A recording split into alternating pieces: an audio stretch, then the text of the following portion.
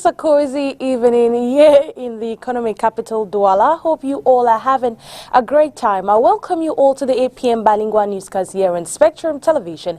Making news tonight, the Ministry of State Property, Surveys and Land Tenure has had a meeting with officials from the central and decentralized services to discuss government priority projects. What are these projects? We will be discussing that in this newscast. And in another news, World Photography Day. What are the importance of pictures? How often do you take them? Or better still, how many photos do you have in your mobile phones? Well, these are some of the questions that we asked to some Douala City dwellers today as we celebrate the World Photography Day.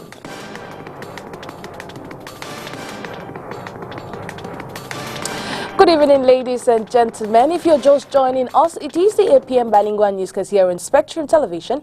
The news opens in the French language with you, Inès Pangan. Good evening, Inès. Bonsoir, Nila Donnet. Bonsoir à vous, mesdames et messieurs, et bienvenue. Notre sécurité sociale, le ministre du Travail et de la Sécurité sociale est en concertation avec les syndicats du secteur de la santé. Au terme de cette rencontre tenue ce jour à Yaoundé, un chronogramme de travail est établi et ce même si les deux parties ne s'accordent pas toujours sur les délais de résolution des revendications. Olivier Bouzico. Divisés sur le délai de résolution des revendications, les syndicats du secteur de la santé, qui sollicitent 4 mois contre 6 proposés par le gouvernement, ont pu établir un chronogramme de travail durant la réunion de ce 19 août. Nous avons fait le chronogramme de travail par rapport aux revendications. Donc les travaux vont commencer vendredi la semaine prochaine. Et nous allons donc continuer pour épuiser les différentes revendications et les solutions que nous, au terme donc de ces travaux-là, nous allons faire des propositions au gouvernement. Suivant ce chronogramme de travail, le gouvernement estime que les premières solutions pourront être trouvées plus tôt que prévu. Probablement en mi-octobre, on aura déjà une vision un peu plus claire. Étant entendu que la plupart des problèmes, nous pourrons vraiment commencer à connaître des solutions concrètes qu'après l'adoption du budget de 2023. Les représentants des syndicats restent cependant méfiants face aux promesses gouvernementales. Si vous observez qu'il y a des dysfonctionnements dans tout ce que nous avons arrêté ou qu'il y a des lenteurs, n'hésitez pas à tirer la sonnette d'alarme tant au niveau du ministre de la Santé lui-même qu'au niveau du ministre des Finances, du MINFOPA ou de nous ici. Nous allons tout faire pour que nous puissions tenir le chronogramme que nous avons tous arrêté ensemble. Au cas où des solutions ne sont pas trouvées à leurs 14 revendications dans les délais, ils envisagent relancer le mot d'ordre de grève générale avant la fin de l'année. Officials from the centralized and decentralized services in the Ministry of State Property, Surveys and Land Tenure have converged today in the political capital to discuss government priority projects, one of which is how traditional communities can benefit from the issuance of land certificates. Let's listen to the minister in this report. In charge of this ministry, I thought that is very important that we could mobilize to share with the official from the central services and those of the decentralized services what is to be known, what priority government priority projects and actions, directives within this specific context of today to implement the present state budget, and particularly how MINCAF contribute to optimize the collecting of resources, and secondly, how we could work to go on to move concerning the implementation of the present dispositions, provisions of the law. And through my opening speech, I mentioned that I propose that a new certificate be introduced to consolidate the option of the law from 1974, how, let's say, traditional communities could benefit from the issuance for them of land certificates. It's important that we could share such an idea, work on it, finalize what we have now, our documents. This encounter was a peer. I thought that this encounter was important to be convened, and we have started with the contribution of other ministries, MINFI, MINFOPRA. I will continue.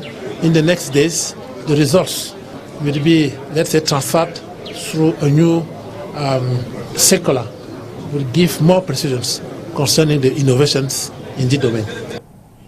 Où en est-on avec la construction du débarcadère et du marché des poissons à Yopoué et à Douala? Le ministre de l'Élevage, des Pêches et des Industries animales et l'ambassadeur du Japon se sont rendus sur le chantier ce vendredi après-midi. Reportage Makedali Dignoto et Julien.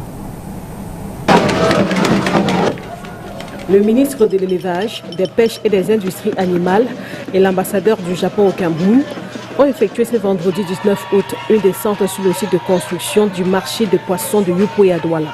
D'après le docteur Taïga, il est question d'évaluer le niveau d'avancement des travaux. La structure a été bâtie pour améliorer les conditions de travail décent pour les femmes. En octobre 2021, le gouvernement japonais décide de financer 2 projets à Douala et à Kribi dans le cadre du développement des activités de la pêche au Cameroun. Celui de Douala s'articule principalement autour de la construction d'un débarcadère moderne et des infrastructures de stockage et de conservation. La pandémie du Covid-19 et les formalités liées au dédouanement du matériel ont entraîné le retard, voire la suspension des travaux pendant 1 an.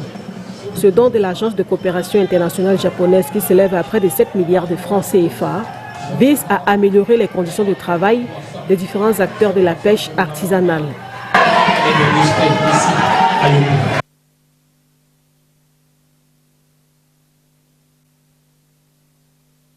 World Bank, the Cameroonian bond will officially take office on September 1, 2022 in Washington, D.C.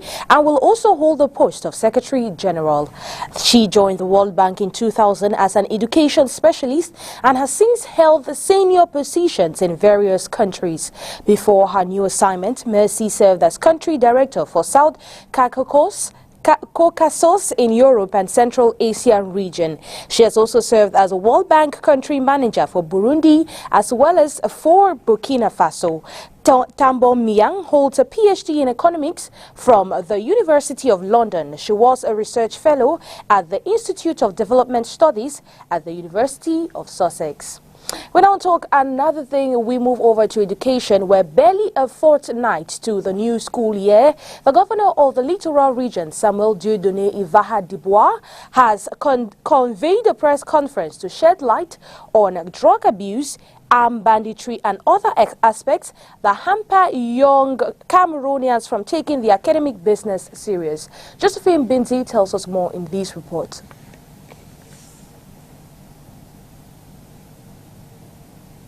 Tackling drug abuse ahead of the new scholarly year has been the punchline of the Littoral Governor's press agenda.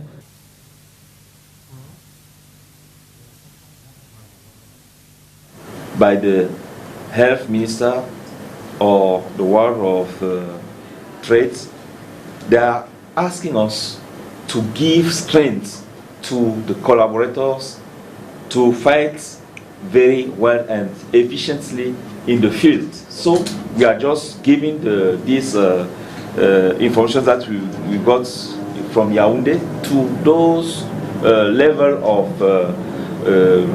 responsibilities or authorities. So I would say for the health aspects, even the one of trade, even the one of security, Insecurity and gang robbery, commonly called MICOB, can be buckled with a collaboration between the population and the elements of law and order.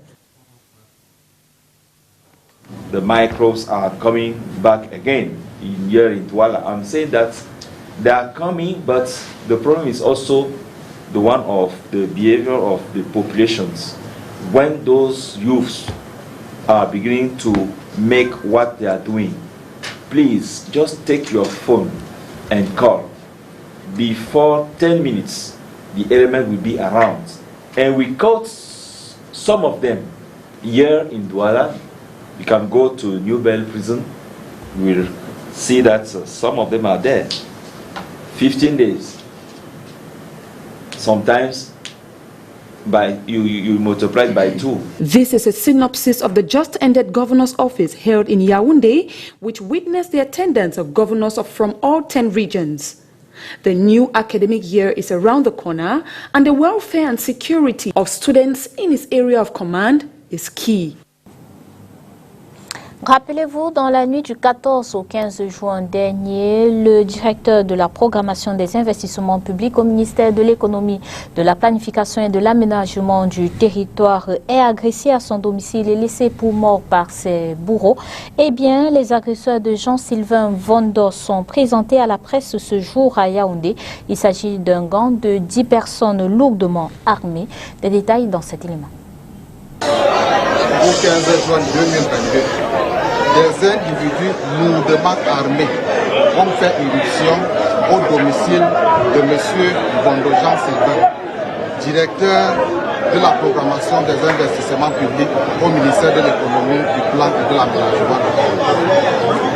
Après avoir repassé son corps au fer chaud, ils ont ligoté et torturé les membres de sa famille avant d'emporter trois fusils de chasse, un pistolet automatique, des bijoux et des montres de valeur et une somme de 37 millions de francs CFA. Informé de la situation, Monsieur le délégué général à la Sûreté nationale a donné des instructions fermes au directeur de la police judiciaire pour que ces bandits de grand chemin soient mis aux arrêts. À cet effet, la chasse à l'homme a commencé et elle a conduit l'équipe d'enquête dans diverses localités de la République et du territoire national. Au bout de ces recherches, avec la collaboration des populations, nous avons pu démanteler un gang de 10 malfaiteurs. Inhabitants in Oyak in the Douala 2 municipality have received the second dose of the cholera vaccine. This was during the launching campaign of the second phase of the cholera vaccination campaign. Katrin Cornell tells us more in this report. The second dose of the cholera vaccination has been launched today in Douala at Oyak 2 in the Nilong Health District. It's the disease that is manifesting through vomiting and diarrhea. We advise everybody who has a diarrhea passing three tools to go to the closer health facility to get treatment free of charge. We advise them also to adhere to this campaign so that they will get protected against this disease that can kill in few hours. The vaccine is being administered to persons aged 1 and above. Against cholera is coming as round 2 because we had the round 1 some weeks back. So, and the target population here is every person aged from 1 year and above. And as I rightly said, the vaccination exercise does not concern everybody. So we have specific zones that are concerned with this round 2. Those zones are the health district of Melon, we have the health district of Bonasama, the health district of Deido, the health district of Bangé, the health district of New Bell, the health district of Nilong, and the health district of Boko. So, and you see, even in those districts, not all the health areas are concerned. So we have, I think, Deido, Bonasama, Nilong, each has 3 health areas to cover. Bangui has just a single health area to cover. Melon has just a single health area to cover. Nube has 2 health areas to cover. And Boko has 1 health area to cover. So we pray that all of you as media men, including our volunteers at the level of the community, we should be able to bring together all our efforts to make sure that the target population is vaccinated. It's only by taking that vaccine that we can easily get rid of cholera and prevent the spread of the outbreak.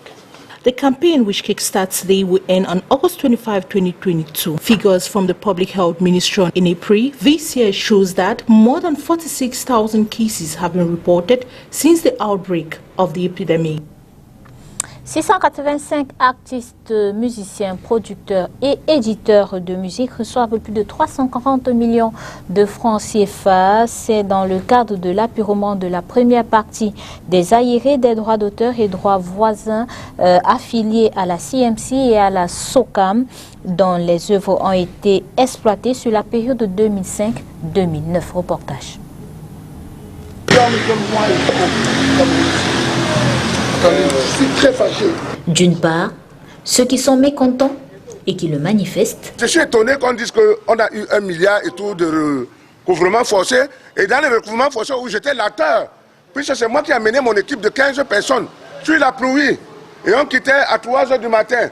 On a bagarré dans les sociétés avec les directeurs pour nous payer notre argent. L'argent ne peut pas arriver parce que comme je suis un homme clair, et dis la vérité qu'on donne les gens à l'argent, et je ne suis pas parmi les millionnaires. Je veux savoir qui sont parmi les millionnaires. Je n'ai même pas eu 500 000, j'ai eu au-dessus de 500 000. On vient me couper encore 75 000 francs pour dire que j'avais fait un prêt. Quel prêt? Et d'autre part, ceux qui estiment que c'est un premier pas dans le processus d'appurement des aérés, des droits d'auteur et droits voisins affiliés à la CMC et à la SOCAM, dont les œuvres ont été exploitées sur la période 2005-2009. Ah, j'ai vu mon feuillet, c'était passable. Pour un premier appurement, c'est pas mauvais. Parce qu'il s'agissait déjà de 2 sociétés et je crois que la cagnotte était dans les 340 millions, quelque chose comme ça. Je ne crois pas que c'était mal. Donc je pense qu'avec le deuxième appurement qui viendra encore corriger, ce n'est pas mauvais pour un premier temps. C'est une suite logique. Maintenant, l'artiste va rentrer dans son droit et maintenant le reste va se faire. Le reste, c'est-à-dire quoi? Le reste, c'est-à-dire du jour au lendemain, ça sera la dissolution de peut-être des sociétés antérieures pour permettre à la nouvelle de pouvoir étendre son envergure. 685 artistes, musiciens, producteurs et éditeurs de musique reçoivent dès ce 18 août 2022 plus de 340 millions de francs CFA. Le retrait des feuillets se fait dans les 10 régions du Cameroun. The National Communication Council held its 32nd extraordinary session today, August 19, 2022, in the political capital of Cameroon, Yaoundé. Chaired by its president, Joe Chebonke Kalaboutie, the council concerted on the different sanctions imposed on certain journalists with measures reached out for those who resist. Let's listen to more through this interview compiled by Olivier Bouzique. The essential decision of the council this Friday was to brief the council members on the recently held platform of media regulators and communicators of the Central African sub-region, which held in Kigali on the 16th and 17th, during which member countries of ECAS reiterated the appointment, or rather the election, of the President of the National Communication Council of Cameroon as President of the platform and Executive Secretary of the said platform.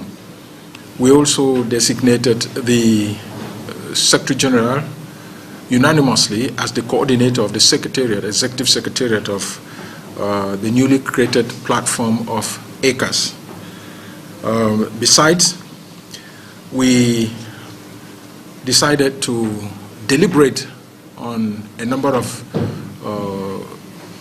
complaints and acts which we have noticed with the press of recent, which has to do with the non-respect of the decisions of the National Communication Council. We have also decided to forward these decisions with immediate effect to administrative authorities for Journée mondiale de la photographie, la reine Ganzeux et Nono Fautué s'amusent avec les habitants de la capitale économique du Cameroun, Douala, rencontrée ce jour. Ils nous parlent de leur amour pour la photo, mais aussi partagent avec nous le plus beau cliché. Reportage. 19 août 2022, journée mondiale de la photographie. Question à ces messieurs. Avez-vous l'habitude de vous prendre en photo? Personnellement, ma femme m'exige souvent de faire des photos quand elle trouve que je suis bien habillé, quand je sors de la maison. Mais à chaque fois, je lui dis, ah, laisse tomber, donc c'est pas mon truc et tout et tout. Donc, je trouve que ce truc de s'exhiber, se filmer tout le temps, c'est plus réservé aux femmes, hein, qui ont toujours besoin de se mettre en évidence et tout et tout. Moi, je suis confiant, je sais que je suis là, j'ai mon charisme, le reste est là, j'ai pas besoin. Je me sens beau, hein. Je me sens élégant, voilà. Déjà parce que mon travail me fait en sorte que je me sens bien, élégant, beau. Je me sens bien dans ce que je fais, raison pour laquelle j'ai tendance à prendre des photos. Ouais. Merci. À peu près combien de photos vous avez de vous dans votre galerie? Vous voulez vérifier avec moi? Oui. C'est énorme. C'est énorme. Ma galerie propre, regardez, 3220 photos. Question à ces dames. Combien de photos à peu près avez-vous dans vos téléphones? Des photos de vous, bien sûr. Faites-nous voir votre plus beau cliché. Je n'aime pas vraiment prendre des photos, à part rarement. Pendant les occasions, oui, mais rarement. Dans votre téléphone, il y a à peu près combien de photos de vous?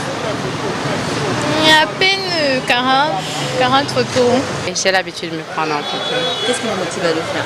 Pour savoir si je suis élégante, si je suis bien habillée, si je suis belle. Alors, dans votre galerie, si on va dans votre galerie photo, on va trouver à peu près combien de photos à peu près? Je peux pas compter, c'est tellement... En fait, par jour, je peux prendre minimum 5-4 photos. Oui, je me filme le matin quand je sors, en journée, à ma pause, je me prends en photo. Alors, je suis là avec ma petite famille, avec mes enfants, ma fille et mon garçon. Et pourquoi c'est la photo que vous aimez le plus? Bon. Peut-être parce que je suis entourée de mes enfants et aussi peut-être parce que je suis très jolie sur cette photo. J'aime faire les photos. Il faut regarder si peut-être où tu es bien habillé, où il y a un petit défaut, il faut arranger et tout. Bon, c'est ça. La femme, c'est sa beauté. Donc ici, c'est une photo simple. Bon, aussi, j'aime aussi m'habiller aussi en dame, quoi. Bon, je veux être responsable. Oui. Et comment parler de photos sans mentionner ces incontournables images dans les téléphones des parents, tontons et tata? Ces selfies presque toujours très mal cadrés, réalisés par nos petits bouts de chou. Challenge. Combien de photos de ce type avez-vous dans votre téléphone? Ça, c'est la petite. C'est elle-même qui se filme. Exactement. Oui, justement. C'est toujours elle. Vous voyez? Et puis là également, c'est mon fils. Je pense qu'il va aussi me prendre des photos comme moi. Et la photographie à Douala, loin de téléphone portable, c'est également ces sites où l'on peut faire de belles photos ou même des photos cartes postales. Monument du Rond-Point, Monument du Général Leclerc et tous les autres ronds-points et espaces verts de la ville transformés le week-end en studio photo mariage. Allez, prenez la pause. Sourire. Dites cheese à vos photos. Photos do play an important role in our lives. They connect us to our past, remind us of people, places, feelings, and even stories. As we celebrate World Photography Day today, a quick question. How often do you take pictures, and how many pictures of yourself do you have in your mobile device? Yeah, often, from time to time, not like regularly, from time to time. I'm not a woman. Yeah, but from time to time I take photos. What motivates you to take photos of yourself? First of all, my wife like to be having my pictures in her phone. Secondly, I think it's just normal that you like yourself first, because if you don't appreciate yourself, you expect someone else to do that for you. yeah, I think that's it. How many pictures of yourself do you have in your phone? That's a very difficult question because they're not much. I don't think so. It's not much. It's not much. It's not much. It's wait. Hey, anyway, because my wife takes some, but yeah. If you want to calculate mine, it's not much. It's just either two of us or has. That's all. So approximately, I can have out of 245 photos, I can have about 50 inside. Okay. Thank you so much. You're welcome. Thank you.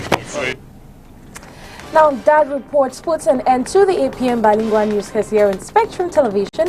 Do have a wonderful night in the company of our programs. Good night to you, Inès Pangang. Bonsoir, Nila Donette. Bonsoir à vous, mesdames et messieurs. Merci d'avoir été des nôtres. Bon week-end.